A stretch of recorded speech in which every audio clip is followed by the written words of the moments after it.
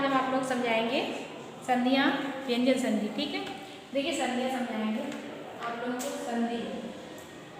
संधि के तीन, वैसे संधियाँ आप लोग समझा चुके हैं, लेकिन हम फिर से दोबारा रिपीट कर रहे हैं संधि आज, क्योंकि आपके जो सिलेबस में वो व्यंजन और विसर्ग संधि है, स्वर संधि नहीं है। तो देखिए संधि के क्या है, तीन पार्ट होते हैं।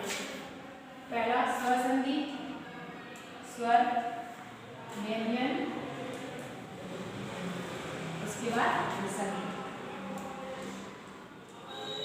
ठीक है, संधि के तीन पार्ट होते हैं, स्वर व्यंजन और विसर्ग। तो देखिए स्वर संधि के अंतर्गत स्वर संधि के 6 पार्ट होते हैं, दीर्घ, गुण,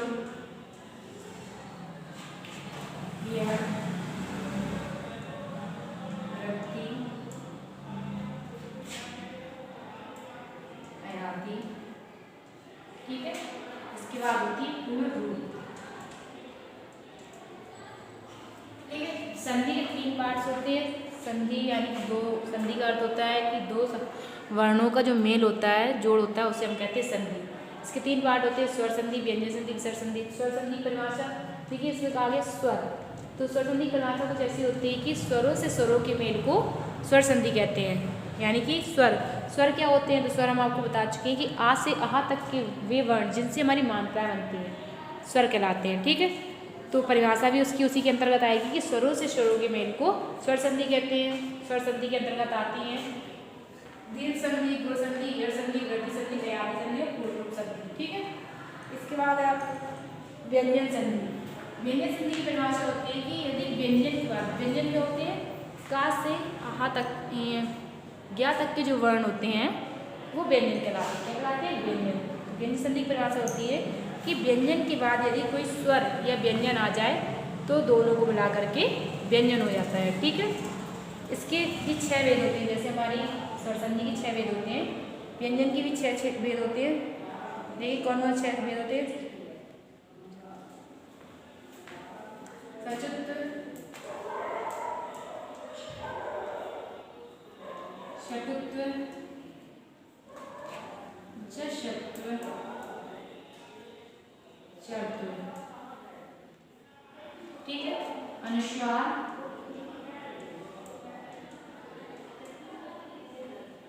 परसवर्ण। ठीक है, व्यंजन संधि के 6 वेद होते हैं, सचुत्व संधि, सटुत्व संधि, जसत्व संधि, चर्त संधि, अनुस्वार संधि और परसवर्ण संधि। और इसके बाद अगली संधि हमारी क्या है, विसर्ग संधि। तो विसर्ग संधि की परिभाषा आती है कि यदि विसर्गों के बाद व्यंजन या स्वर आ जाता है तो वहाँ पे विसर्ग हो जाता है, व्यंजन आता है तो वहाँ पे विसर्ग हो जाता है। ठीक है, इसके 3 वेद होते हैं,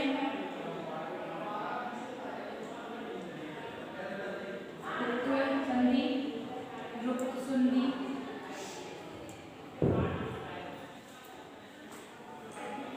सत्व संधि।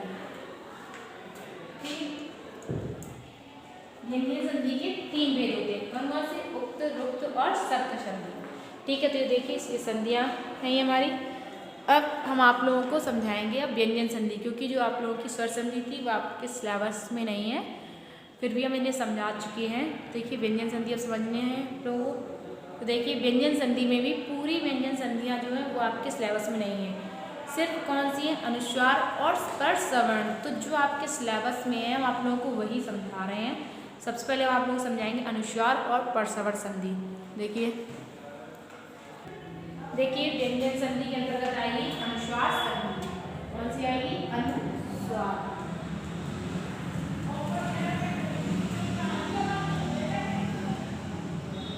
अनुस्वार संधि इसका सूत्र होता है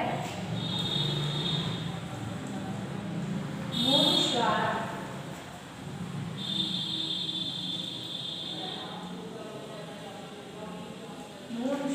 ठीक है, इसकी परिभाषा होती है, क्या होती है इसकी परिभाषा, ठीक है, इसकी परिभाषा ये होती है कि पदांत, जब पदांत में माँ के बाद कोई व्यंजन वर्ण आता है, जब पदांत में माँ के बाद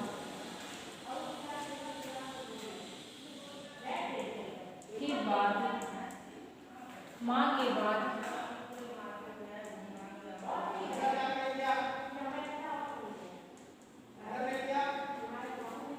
व्यंजन वर्ण आता है।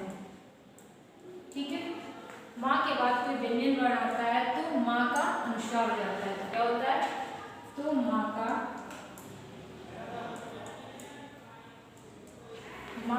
अनुस्वार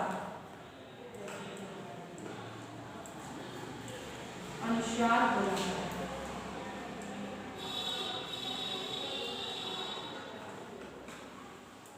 ठीक है, परिभाषा है कि जब पदार्थ में माँ के बाद कोई व्यंजन वर्ण आता है तो माँ का अनुस्वार होता है। अनुस्वार क्या होता है कि जो आहा अंग आता है, यह कहते हैं, ये जो दंडक के ऊपर जो हम बिंदु चढ़ाते हैं इसे हम कहते हैं अनुस्वार। इसे हम माँ के अंतर्गत बोलते हैं। ठीक है, इसे हम कैसे बोलते हैं? माँ के अंतर्गत ही बोलते हैं। ठीक है, देखिए कैसे तोड़ेंगे हम संधियों को। अब ये तो इसी परिभाषा थी कि जब पदार्थ में यानी कि संधि में से दो पद दिए जाते हैं तो प्रथम पद के अंत में यदि माँ आ रहा है और दूसरे पद के आरंभ में यदि कोई व्यंजन वर्ण आ रहा है तो माँ का क्या करेंगे? अनुस्वार हो जाता है। तो जब उसे हम संधि करेंगे यानी जोड़ेंगे तो माँ का अनुस्वार हो जाता है। क्या हो जाता है? अनुस्वार। देखिए कैसे करेंगे संधि। देखिए जैसे कि हरिण धन वन। ठीक है, अब हमने परिभाषा क्या लिखा है कि यदि प्रथम पद के यानी पदार्थ में माँ आए और दूसरे पद के आरंभ में व्यंजन आ जाए, व्यंजन यानी कि वाह, क्या व्यंजन के अंदर ये आया, व्यंजन आ जाए तो दोनों की जब संधि करते हैं तो माँ का क्या रहता है? अनुस्वार हो जाता है। इसे हम कैसे बनाएंगे? इसे हम करेंगे हरिण धन वंदे। इस तरीके से बनाएंगे। कैसे बनाएंगे? हरिण धन वंदे, यानी कि हरिण में हरिण के ऊपर माँ का अनुस्वार चढ़ा देंगे। त्वम करोषि, त्वम धन करोषि। अब इसे हम करेंगे त्वम करोषि। त्वम करोषि कैसे तोड़ेंगे? देखिए इसे हम बनाएंगे त्वम करोषि। क्या करेंगे? त्वम करोषि। ठीक है, अगला है जैसे अहम गच्छामि।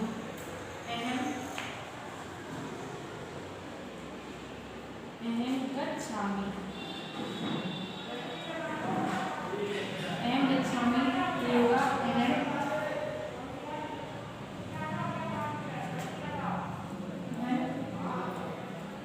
गच्छामि। ठीक है, अहम धन गच्छामि। अगला है जैसे रामम वंदे। रामम वंदे। रामम वंदे कैसे बनाएंगे? रामम माँ का जो होता है अनुस्वार कर देंगे, क्या होगा? वंदे। ठीक है, तो ये होगी संधियों को जोड़ना। लेकिन हमारे क्या होता है? संधियों को तोड़ना बताना आएगा। तो देखिए तो संधियों को जोड़ना होता है। अब संधियों को कैसे तोड़ेंगे, इन संधियों को वो हम बता रहे हैं आप लोगों को। अब देखिए संधियों को तोड़ना, क्योंकि जो मैंने बताया था वो था संधियों को जोड़ना। तोड़ने में देखिए संधियाँ कैसे तोड़ी जाएगी। देखिए जैसे त्वम, त्वमत्, कथम, त्वमत्। अब इसे हमें संधि बनानी, इसे हमें रद्द करना है। तो कैसे करेंगे? का छ, जो अनुस्वार का जो बिंदु है उसे हम माँ में बदलेंगे, प्लस कर लिखेंगे त्वमत्। त्वमत्। ठीक है, अनुस्वार का जो बिंदु होता है उसे हम माँ बदल देंगे। जैसे किमत्र,